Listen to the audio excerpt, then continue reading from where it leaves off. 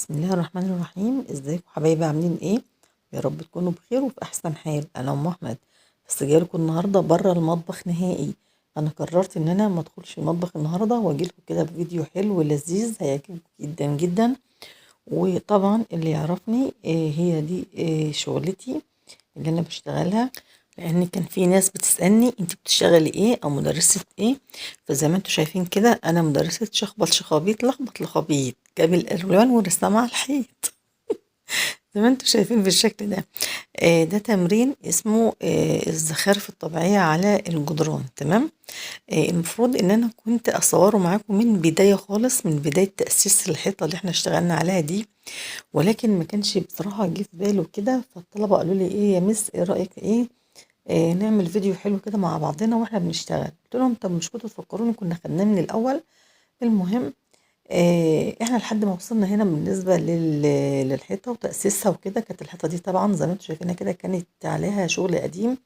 فطبعا اول حاجه خالص نزلنا الدهان القديم صنفرناه، وبعد كده ادينا لها معجون طبعا، لان بيبقى مثلا في جزء مخرم وكده، فطبعا لازم نقفل المسام كلها ونمعجنها. وبعد كده بطناها، ادينا لها بطانه، وبعد كده ادينا لها بقى الوان الخلفيات بعد ما قسمنا طبعا عدد البانوهات اللي احنا عملناها كده، وسيبنا جوه الاعلان او المنظر الطبيعي اللي احنا رسمناه ده. وبعد كده بدأنا بقى ايه ننزل الرسومات بتاعتنا بالالوان اللي احنا عايزينها، او الالوان المتناسقه او المناسبه للرسمه. تمام، زي ما انتم شايفين بالشكل ده كده.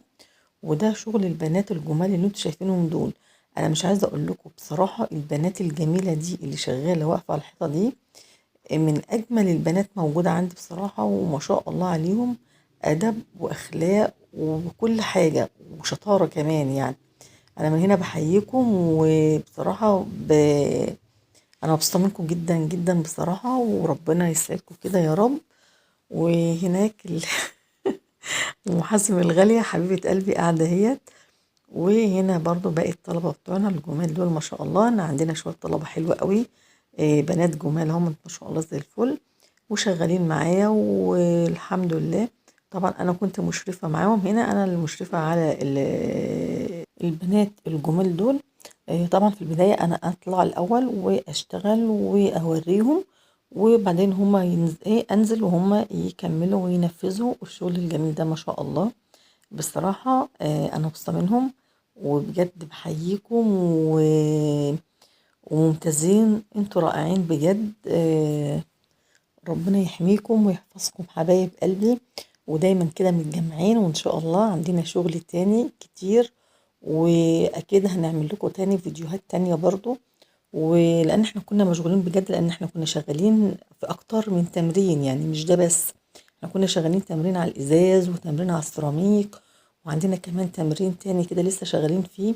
وطبعا بعد ما بنخلص زي ما انتم شايفين كده لازم ننظف مكاننا، وطبعا احنا بنات وكده، فما ينفعش نسيب مكاننا مش نظيف، فلازم ننظف مكاننا واحنا قبل ما نمشي.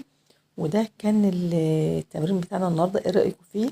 واكتبوا لنا في الكومنتات عجبكم الشغل بتاعنا ولا لأ. وايه رأيكم في البنات العسل دول، البنات الأمارات بصراحة يعني. ربنا يحميهم لأهلهم يا رب ويبارك فيهم. ما شاء الله أدب وأخلاق وكل حاجة حلوة بجد. تسلم ايديكم وعينيكم، ودايما كده متفوقين يا رب. واخواتي اللي بيتفرجوا بقى على الفيديو، لو عجبكم كده شغل البنات الحلو ده اكتبوا لهم كده تعليق حلو ومحفز منكم كده وشجعوهم. يستاهلوا بجد، يستاهلوا أمانة. ومع السلامة.